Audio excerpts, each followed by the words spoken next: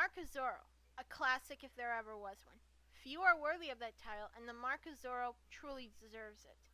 Based on Johnson Macaulay's story, The Curse of Capistrano, originally published in 1919, the Mark of Zorro truly captures its audience with a wonderful story, great acting, and awesome choreography. Generally a remake of 1920's The Mark of Zorro, starring Douglas Fairbanks, the movie takes what was wonderful with that version and adds to it. The story revolves around Don Diego Vega, the foppish son of the governor of California, who returns from Spain and is horrified at the way the common people are treated. Don Diego finds out that his father was taken out of office and was replaced by Governor Quintero. He soon takes up the identity of Zorro, the fox, and begins to fight Quintero's reign of terror.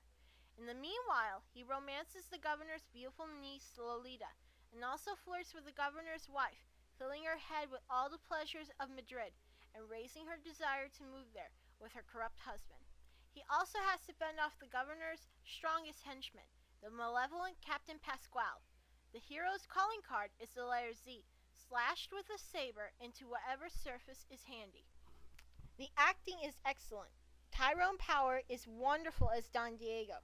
He takes the script in stride and literally plays both the fop and the hero very well. Linda Darnell does a very good job as Lolita Quintero, playing well into her strengths, and Basil Rathbone is perfect as Captain Esteban Pasquale. But the real treat in this movie is the choreography. The fights are well done and are not over the top. The real icing on the cake, though, is the duel between Power and Rathbone. The two professional fencers create one of the most memorable scenes in this movie. It might not reach the heights of the swordplay of 1998's The Mask of Zorro, but for this movie, it is so enjoyable and so impressive that I really wished it would have just lasted a little bit longer.